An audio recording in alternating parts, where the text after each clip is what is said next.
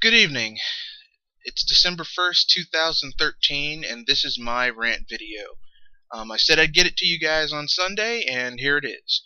The title of this rant is, I want to give you my money, but you continuously snatch defeat from the jaws of victory.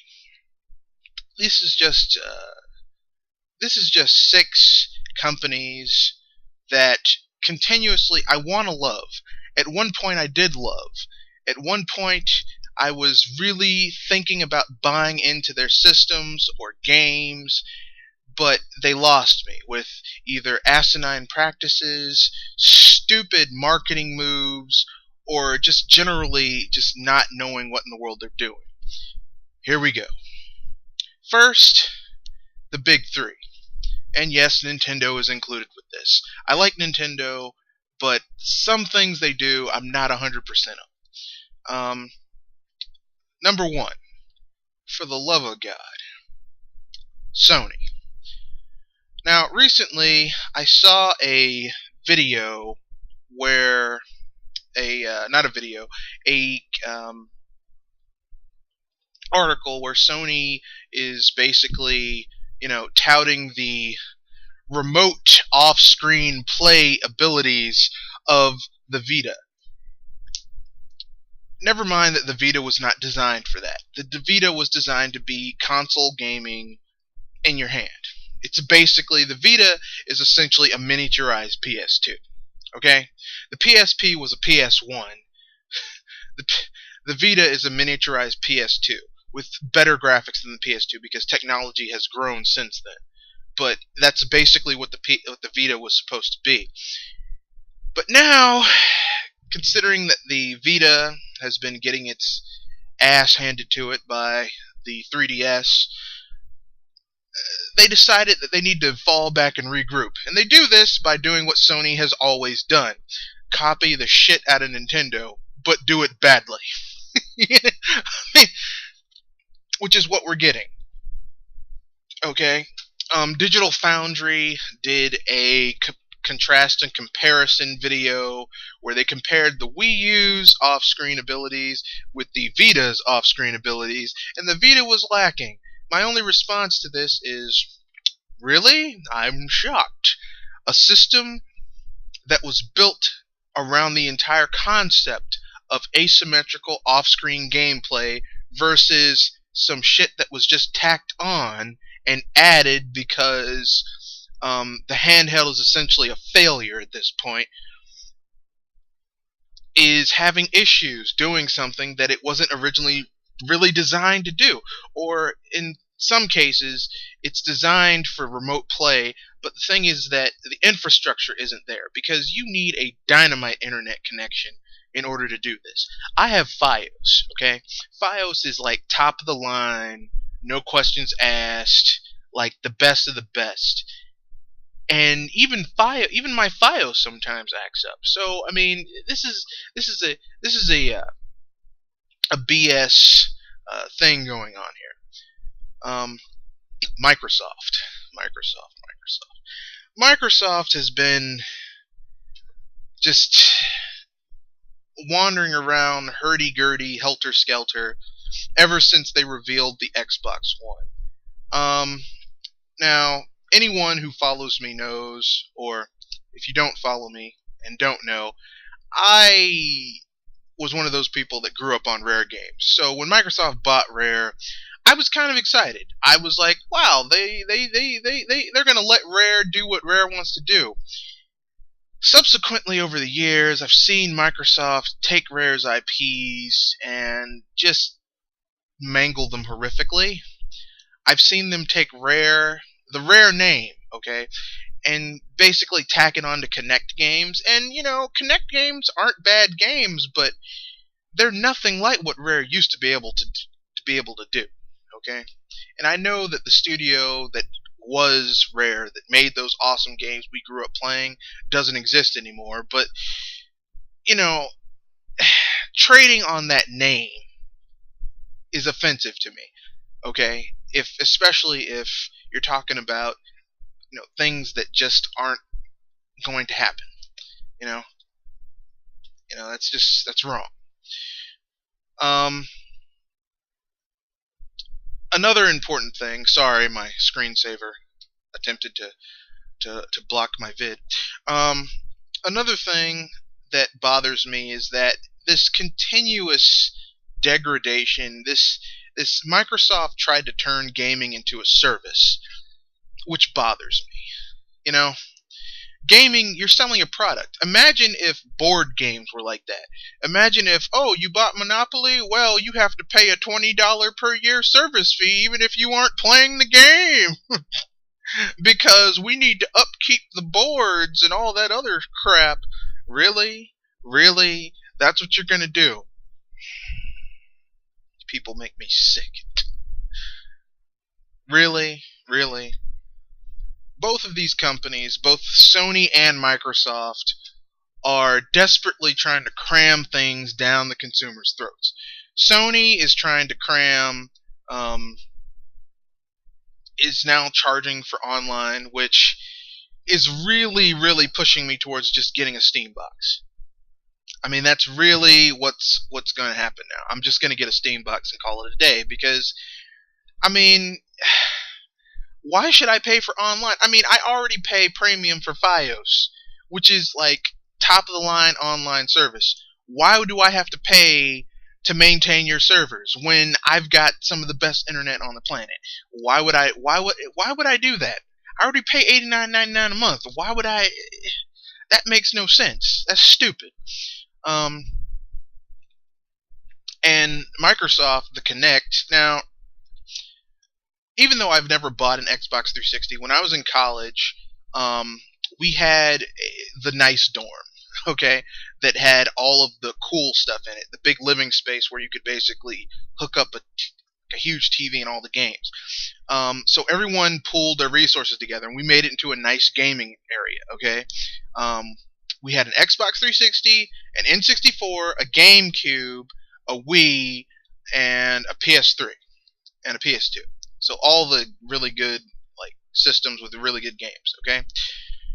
Basically, I had a friend, he went through three Xbox 360s over 2 years. 3.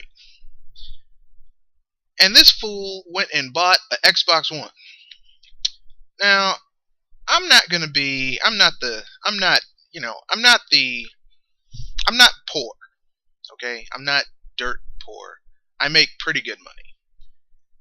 There is no way in hell I would buy a product from someone when it's failed on me 3 times. No. No. I may have been born on a Friday, but it wasn't last Friday. Okay? Now, Nintendo. Moving on to Nintendo. I like Nintendo. I like their games. You know, I wish Nintendo would, this is going to something that I like. I wish Nintendo would would revamp their efforts to transplant the Wii Virtual Console onto the Wii U, okay? Because the Wii Virtual Console was the shit. I mean, they added new games, and I'm talking 4, 5, 6 games every 2 weeks. I mean, a hefty amount of games every 2 weeks when the Wii came out. There weren't a lot of games, but you got, some good stuff every 2 weeks.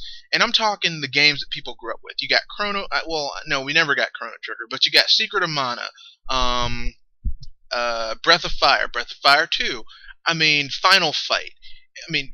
Virtual console games for Sega, Super Nintendo, Neo Geo, TurboGrafx, all the good stuff. Next, other than that, I just wish Nintendo would do that. That's my only real beef. The Virtual Console needs to be beefed up, okay? As an asterisk, I have a lot of these games on the Wii Virtual Console, so I'd only pay like $1.50 for them. So I can't. I'm not. I'm enjoying Earthbound, but we need more. Okay. Next, we're moving on to third-party developers who need to get their heads and the stick from out of their ass. First, I'm gonna go with this little Japanese company that apparently can't make good games anymore. I'm talking about Square Enix. Now, I know there are many fans of Square Enix. I know there are many fans of um, Final Fantasy, but you cannot honestly tell me that the Final Fantasy that exists right now holds a candle to what we had back in the day. You can't. You can't.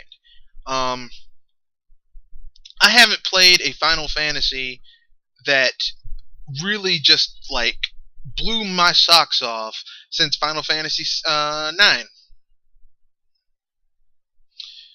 That's it. I mean, and I personally didn't like Final Fantasy 7. I know some people, well, look, I played it, I beat it, did well on it. Not very impressed with it. Sorry. My Final Fantasy that is the benchmark for every other Final Fantasy I'll ever play is Final Fantasy 6. If it's not like Final Fantasy 6, like if it's not as epic, I just don't. It's not going to blow me out the water. Nothing Square Enix has produced this generation or last generation holds a candle to what they produced 2-3 generations ago. Sorry. No, sorry. Not happening. No. PS2 and the PS3 were not kind to Square Enix. Okay? And speaking of Enix, part of Square Enix, they took Dragon Quest and they turned it into an MMO. Yeah. That's what Dragon Quest fans were wanted. Here's the problem with this marketing move. Now, I'm a Dragon Quest fan. I grew up playing Dragon Quest. Now, I bought Dragon Quest 9 because I was like, I have to have Dragon Quest. I love Dragon Quest. Got Dragon Quest 8. Love that game. Love it. It's a great game. I got a PS2 so I could get Dragon Quest 8. That's how much I love Dragon Quest 8. And it's a damn good game. Dragon Quest is a niche title, but if you know how to make it, it's a large niche, okay? Apparently, Square Enix bought their only competition and have basically shitted all over the franchise. So I want to give them my money, but they just keep on just destroying it. You don't want my money, Square. You don't want it. Next, Ubisoft. Ubisoft, I have one thing to say to you. My birthday is February 7th. Rayman Legends was supposed to come out this year, February 13th, which was a week after my birthday. I had that game pre-ordered since Christmas. 2 weeks before it comes out, like January, the last week in January, I hear it's delayed. And then I hear that it's being pushed back like 6 months. Square, I would have given you $60 for that game when it came out. But now, you're getting zero! Nothing! Well, that's not true. I will get that game when it is $15 on sale. On Amazon or at GameStop. I'm not paying. I'll get it new. I'm not getting that game full price. I'm getting that game cheap. The last company that I'm going to hit on is a company that gets a lot of hate because they deserve it. EA. EA.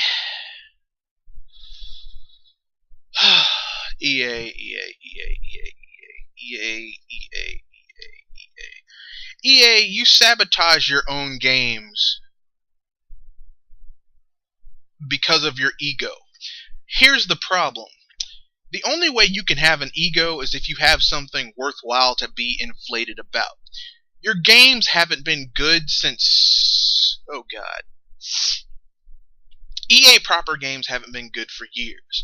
You buy good studios and then run their franchises into the ground. So, really, you have absolutely nothing to be confident or cocky about. Get your shit together, EA. Well, that's the end of my video. If anyone has any questions, please leave them in the comments section, and have a good Christmas. Goodbye.